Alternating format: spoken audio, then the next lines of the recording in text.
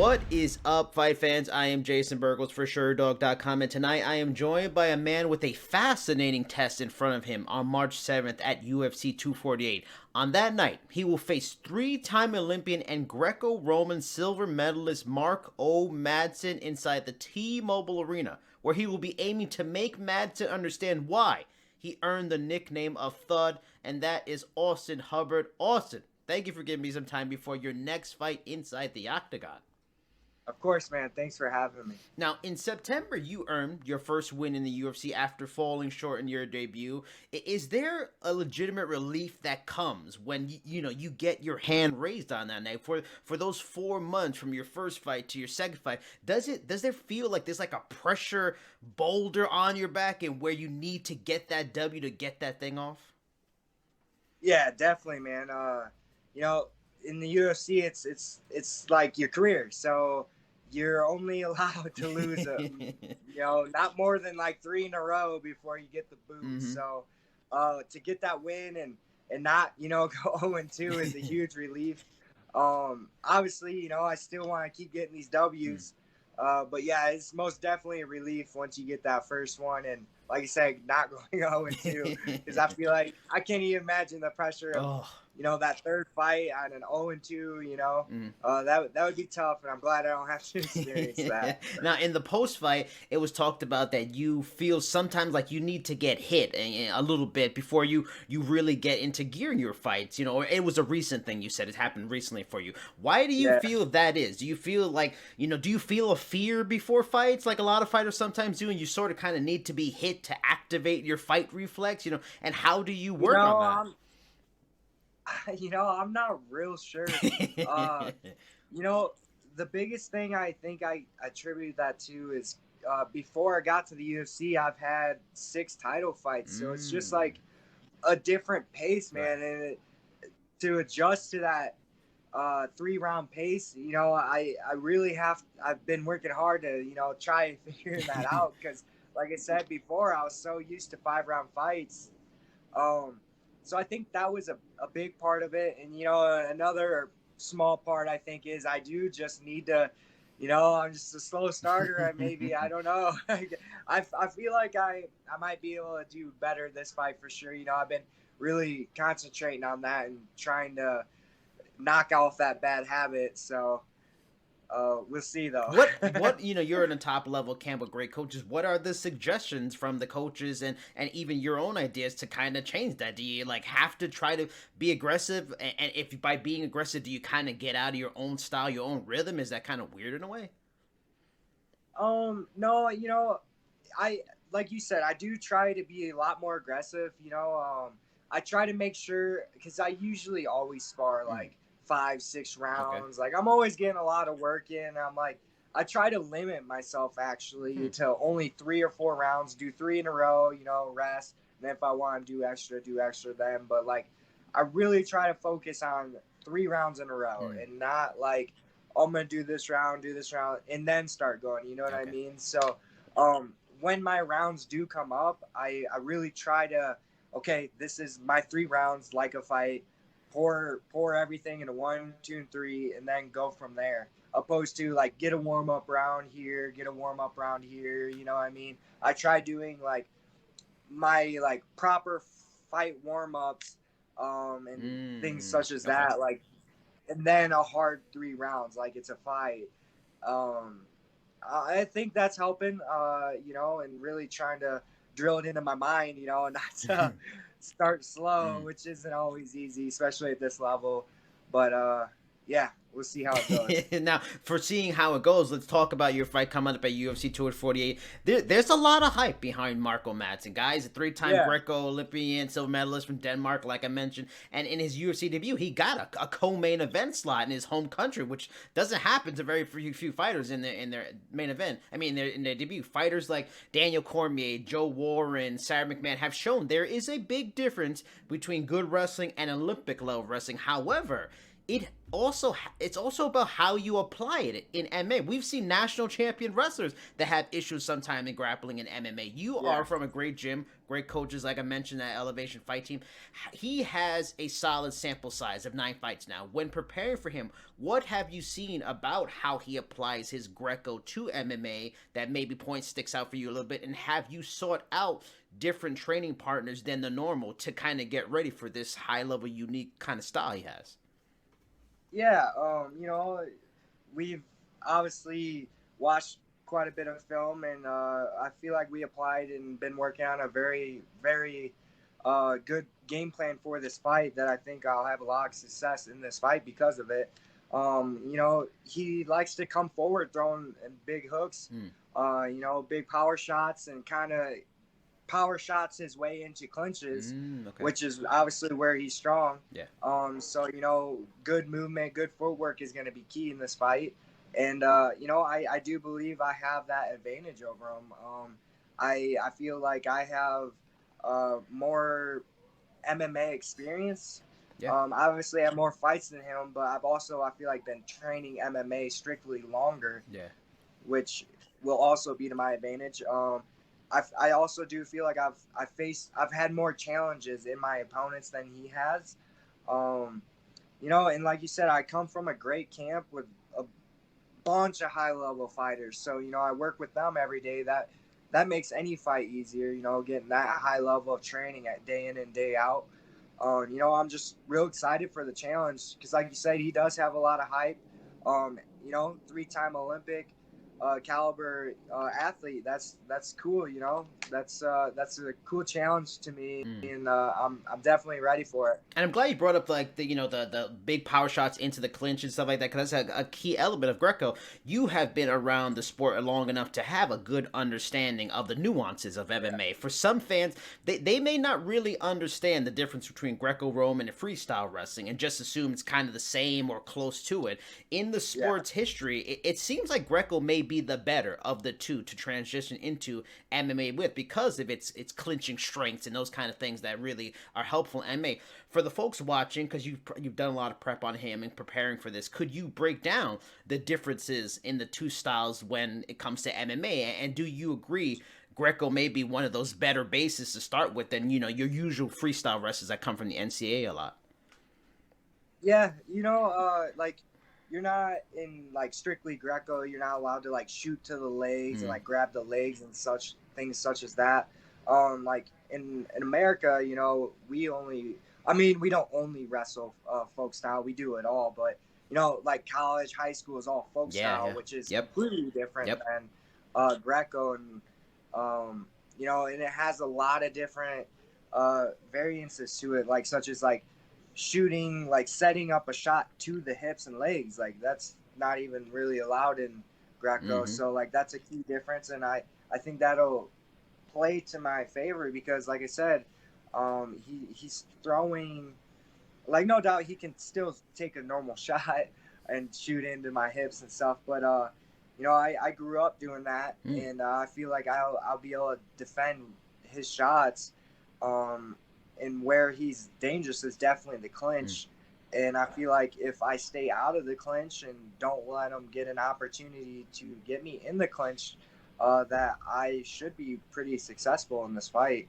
I train with a lot of high-level wrestlers that I've been getting a lot of work with.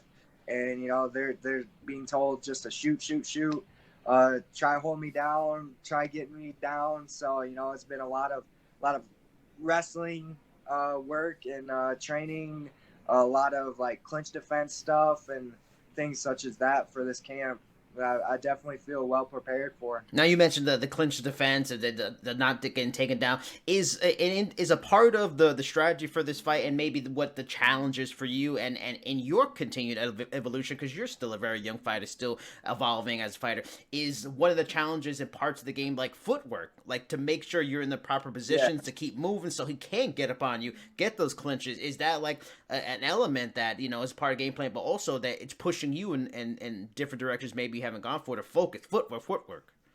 Yeah, absolutely. I mean, footwork's a big focus for my striking coach, Vinny Lopez. I mean, I feel like what I've been learning since I moved to Colorado, which it's been about 4 years now of training with him, I've gotten so much better striking wise. You know, a lot of things are just starting to connect for me, and you know that goes along with along with his training and teaching. You know, the high level training partners and everything else combined. And you know, I'm definitely becoming a better fighter and growing into, you know, my own type of style, and ready to leave my own mark for sure. You are a decent, healthy underdog going to this fight. Do you think people are in a way sleeping on you and your skills? Because yeah, without Olympic credentials, it's a big deal. It's appreciated, but you know, being dominant on the Denmark MMA regional scene is a lot different than being dominant in the US in LFA in a lot of title fights like you have done. You know, do you think people are kind of sleeping on you, or do you think they're maybe overlooking you just because they see the Olympic credentials and stuff like that? Yeah. I mean, I can see why. You know, he's like you said, high level credentials and stuff, and you know, I am relatively newer, you know, and you know, I don't have like a big following like him, like per se on Instagram and things like that. And yeah, I have, you know, won the LFA title and won a few other regional titles. But you know, I can see why, you know, he gets that credit and why I'm an underdog. But I do love being the underdog. I love, you know, proving people wrong. I fought a handful of undefeated fighters so far, and so far I'm undefeated against all of them. So I like handing out that first loss, and definitely looking forward to doing that and leaving my mark. You know, growing my name even more. Like you said, he has a lot of hype. I really want to. You know, I feel like this is a perfect opportunity. You know, the spotlight's on him. Everyone's saying he's this, you know, next big lightweight contender, and I want to prove that I'm the next, you know, up and comer, and I want to take all that hype and momentum and, you know, make it mine. So yeah, that's definitely something I'm looking forward to. When we last talked before your debut, you mentioned, you know, all the talented guys at Elevation who have influenced you, helped you out when you moved over there, and I believe we talked about Neil Magny was a big help out when you moved to Colorado. He was supposed to be on your debut card, but was removed because of his suspension, stuff like that. But now returns 16 months away from sport, and is now on your card again. Is it really? Yeah, I know. Is it meaningful, you know, to share the car with him and stuff like that?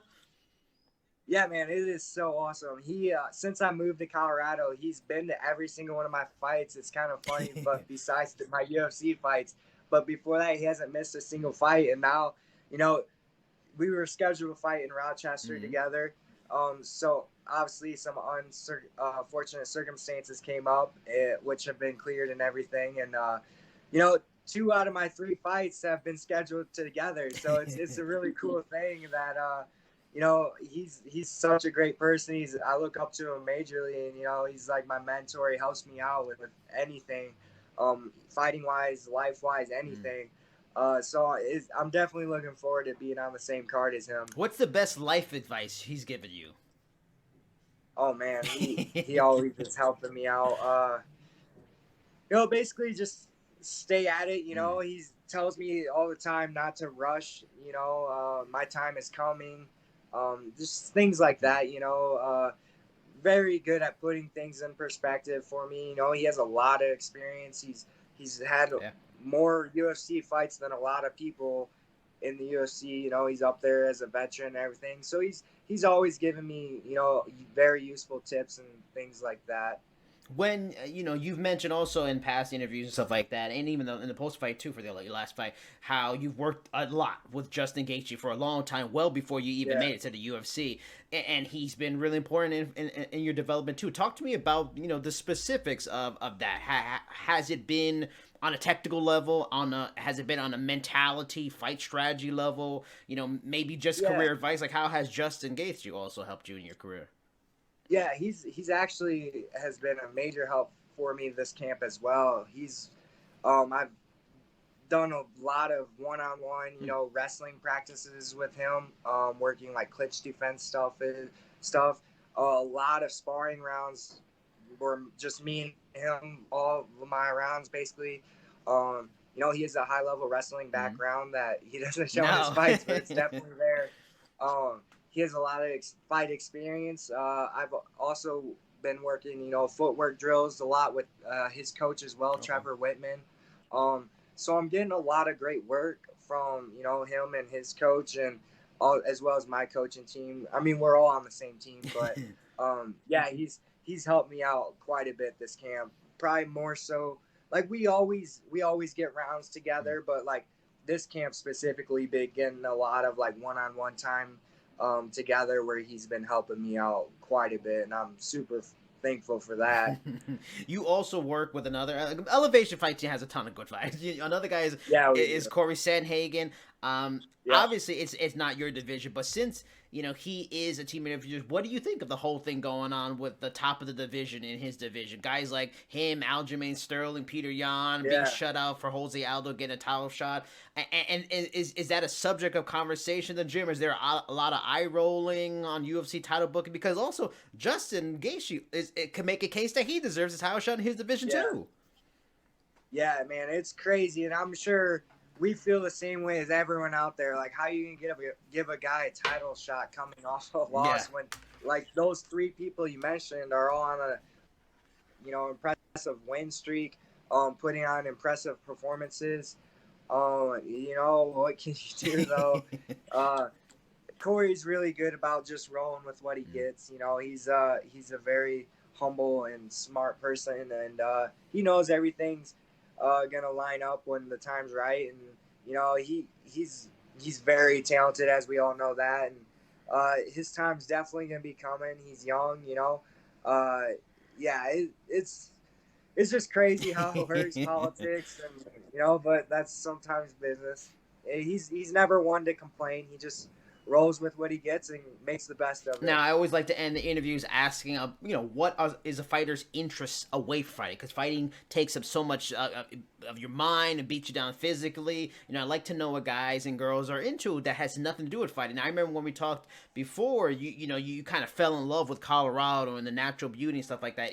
Is your favorite things just to go out there in nature, enjoy the beauty, or are you more like Netflix binger, video games? I've gotten video games a lot. What are the things you like to do when you're not fighting and trying to diffuse? Well, typically if it's summertime or spring, fall, where it's still nice weather, I love getting outside. I love going for motorcycle rides, bicycle rides, take my dog for walks. Now that it's winter, cold, I have been spending a lot of time Netflix, video games, hanging out in the house, but all of it, hanging out with friends, it's always nice to get that little disconnect. We do this every day, all day. Sometimes it is nice to get that little disconnect and find something outside of fighting, so, but yeah, like I said, mostly Netflix and video games for this fight. What's the standout Netflix show or movie you've watched recently, and what's the standout video game you've played recently? I have been just running through Netflix series. I finished The Witcher not too long ago. I thought that was pretty cool. What else? I don't know. I feel like I've finished so many. I don't know. There's a bunch that I've been watching recently that now I'm thinking about can't come to my head. But Witcher was really cool. I've been playing a lot of the new Call of Duty. Yeah, I link up with my brother and we get a little squad going, so that's always fun. We just talk and hang out and play video games. So those have been like the two mostly.